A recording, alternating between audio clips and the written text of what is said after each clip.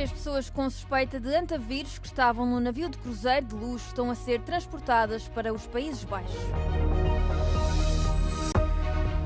Os Estados Unidos dispararam contra um petroleiro iraniano numa altura em que Trump pressiona para um acordo de paz. Israel lança ataque aéreo contra Beirute, o primeiro à capital do Líbano desde o início do cessar-fogo. Portugal já esgotou os recursos naturais que tinha disponíveis para 2026 e vai começar a utilizar-os do próximo ano.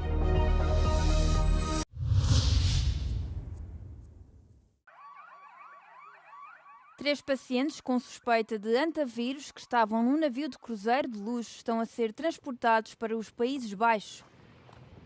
O navio, que estava atracado em Cabo Verde com os restantes passageiros, deverá chegar a Tenerife, nas Ilhas Canárias, em Espanha, no sábado. Una vez ha concluido la evacuación de todas las personas sintomáticas en Cabo Verde, el barco va a continuar rumbo a Canarias, donde espera arribar en el plazo de 3 días al puerto secundario de Granadilla de Abona. A ministra da Saúde espanhola acrescentou que, quando chegarem a Espanha, todos os cidadãos estrangeiros são enviados para o seu país de origem. O diretor-geral da Organização Mundial de Saúde afirmou que o risco global para a saúde pública continua baixo e que a doença não é comparável à pandemia da Covid-19. A OMS identificou 8 casos no navio, incluindo 3 mortes, um doente em estado crítico e 3 indivíduos com sintomas ligeiros. Os passageiros começaram a adoecer há um mês. Uma mulher neerlandesa que estava na África do Sul a 26 de abril revelou sintomas da doença depois de ter deixado o cruzeiro e ter apanhado um voo comercial na sequência da morte do marido. As autoridades estão agora a tentar localizar as pessoas que estavam nesse voo. Os primeiros sintomas incluem febre e distúrbios gastrointestinais. Esta doença rara é normalmente transmitida por roedores infectados, geralmente através da urina, excrementos e saliva. O presidente dos Estados Unidos, Donald Trump, afirmou que Washington e Teherão tiveram conversas construtivas e que um acordo de paz pode estar próximo. Esta declaração de Trump contrasta fortemente com as suas observações anteriores, quando ameaçou retomar os bombardeamentos contra o Irão caso o país não concordasse em chegar a um acordo. O Irão ainda não respondeu à nova proposta norte-americana. Um porta-voz do Ministério dos Negócios Estrangeiros iraniano disse à imprensa local que o plano está a ser analisado e que Teherão comunicaria a sua posição ao Paquistão. Now we're doing well. Now we have to get what we have to get. If we don't do that, we'll have to go a big step further. But with that being said, they want to make a deal. We've had very good talks over the last 24 hours, and it's very possible that we'll make a deal. Is there a deadline? Do you have a deadline when you expect to hear back? Never a deadline. It'll happen. It'll happen, but never a deadline. Embora o cessar-fogo entre ambas as partes esteja em vigor, a situação mantém-se frágil. Na quarta-feira, as Forças Armadas dos Estados Unidos dispararam contra um petroleiro com bandeira iraniana no Golfo de Omã, enquanto este tentava navegar em direção a um porto. Entretanto, os navios continuam retidos no Golfo Pérsico, uma vez que não conseguem passar pelo Estreito de Hormuz. Israel atacou Beirute na quarta-feira, o primeiro ataque desde que concordou com um cessar-fogo com o grupo armado libanês Hezbollah, colocando ainda mais pressão sobre um acordo que não conseguiu pôr fim ao conflito. O ataque aéreo atingiu os subúrbios do sul da cidade, onde o Hezbollah está baseado. Benjamin Netanyahu afirmou ter aprovado pessoalmente o ataque, que teve como alvo um comandante da força de elite Radwan do grupo. A imprensa israelita noticiou que o comandante morreu na sequência da ofensiva, mas não houve confirmação imediata por parte das Forças Armadas israelitas ou do Hezbollah. O Ministério da Saúde do Líbano afirmou na quarta-feira que um ataque aéreo israelita matou 4 pessoas, incluindo 2 mulheres e um idoso, na cidade de Zelaya, no sul do país. As Forças Armadas de Israel afirmaram que o Hezbollah tinha lançado drones e rockets contra soldados israelitas no sul do Líbano, ferindo pelo menos 2. O cessar-fogo no país tem sustentado uma trégua mais ampla entre Estados Unidos e o Irão, sendo a suspensão dos ataques uma exigência fundamental iraniana.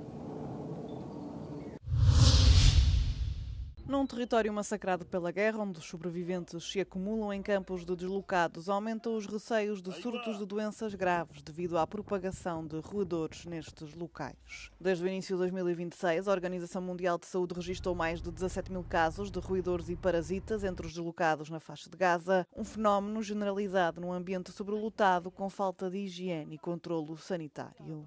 والله يما هذا حرب ثاني غير الفيران والعراس والحياية كمان والله طول الليل ما بنعرف ننام واحنا ماسكين عصي وخايفين يخشوا علينا ياكلونا واحنا في قلب الخيمة لا مش مخلينا ولا اشي لا اكل ولا شرب وخايفين منهم. A acumulação de lixo, águas residuais e redes de esgotos deficitárias acelera a propagação para as tendas e abrigos. بخش من تحت الخيمه من بعمل الخجوق وبخش في الخيمه وعضم الولد الصغير وعيه بيجي 3 ايام وهذا اللي خايفين عليه واحنا بنقول كمان الدنيا صيف جاي مش عارفين كيف بدنا نسوي ومش عارفين كيف يعني نسيطر عليه يعني بدنا دواء لا ولا وضعنا المادي قادر ولا احنا لاقيين دواء ولا احنا مش عارفين شو نسوي يعني ايش اقول لك؟ حابين نقف في قلب الضام العرس في الليل بينتشر عندنا انتشار مش طبيعي وايش بنجيب لزقه فيران وبالصدش بنجيب هذا بالصدش بدهم دواء هذول بس هاي اللي بدنا بس من المعاناة الدور والمنازل المهدمة يعني انت شايف الردم والقرف يعني انت شايف بيجوا من هان ومن هان ومن هان بيجونا. Os municípios e autoridades sanitárias não conseguem levar a cabo campanhas de controlo eficazes devido à falta de pesticidas e materiais de controlo. O Ministério da Saúde de Gaza alerta que o ambiente é um terreno fértil para a propagação de doenças graves, problemas que se agravam ainda mais tendo em conta o débil estado do sistema de saúde na faixa de Gaza. O presidente da Ucrânia, Volodymyr Zelensky, afirmou que a Hungria devolveu o dinheiro e o ouro apreendidos a funcionários de um banco estatal ucraniano. Em março, a polícia húngara interceptou várias carrinhas de transporte de valores perto de Budapeste. Apreendeu quantias de dinheiro que chegavam aos milhões e 9 quilos de ouro. As autoridades da Hungria abriram uma investigação por branqueamento de capitais com base em suspeitas de que os fundos pudessem estar ligados a atividades criminosas. O primeiro-ministro húngaro à época, Viktor Orbán, deu ordens para que o dinheiro e o ouro fossem retidos por um período de até 60 dias, enquanto a investigação decorria. No entanto, os advogados que representam os funcionários do banco argumentam que os veículos ucranianos estavam a efetuar uma transferência de rotina da Áustria para a Ucrânia. O ministro ucraniano dos Negócios Estrangeiros acusou o governo húngaro de sequestro e terrorismo de Estado. Zelensky considera agora que a libertação dos ativos marca um passo importante nas relações com a Hungria.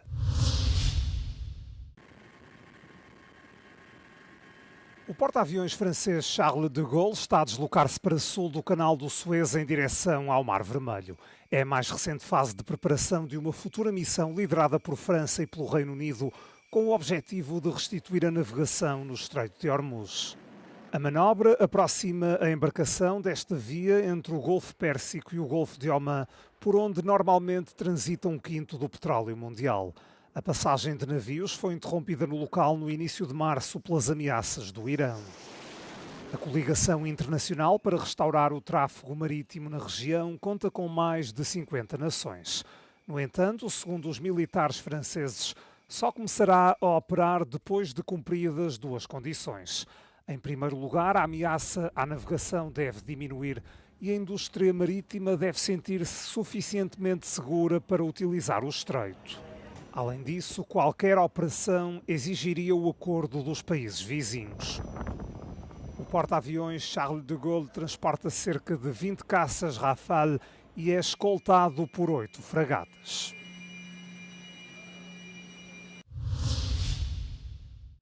As capitais europeias não conseguiram implementar medidas específicas para proteger as famílias e as empresas em dificuldades da subida dos preços da energia, disse o diretor adjunto do Fundo Monetário Internacional ao programa Europe Today da Euronews. Instou ainda os Estados-membros do bloco a concentrarem-se em soluções concretas para os mais vulneráveis. Governments are trying. It's usually a mix of good and bad policies, but most governments have in some way or the other tampered with the energy prices, which is not the way it should be going. So as time passes, if the situation continues, we need to be more targeted. De acordo com o FMI, os preços do petróleo subiram cerca de 70%, enquanto os preços do gás na Europa permanecem aproximadamente 45% acima dos níveis pré-guerra. Embora menos grave do que o cenário de 2022, espera-se que os aumentos continuem a pesar fortemente sobre o crescimento. No atual contexto energético, o FMI alertou que, sem medidas direcionadas, 33% dos apoios à eletricidade podem beneficiar os 20% mais ricos, enquanto apenas 11% chegam aos mais pobres. A diferença é ainda maior nos apoios aos combustíveis para transportes. Segundo o FMI, sem medidas direcionadas, 34% destes apoios podem beneficiar os agregados mais ricos, enquanto apenas 9% chegam aos mais pobres. Portugal esgota na quinta-feira os recursos naturais que tem disponíveis para 2026. Isto significa que se cada pessoa na Terra vivesse como um cidadão médio português, a humanidade precisaria de quase 3 planetas para sustentar as suas necessidades de recursos.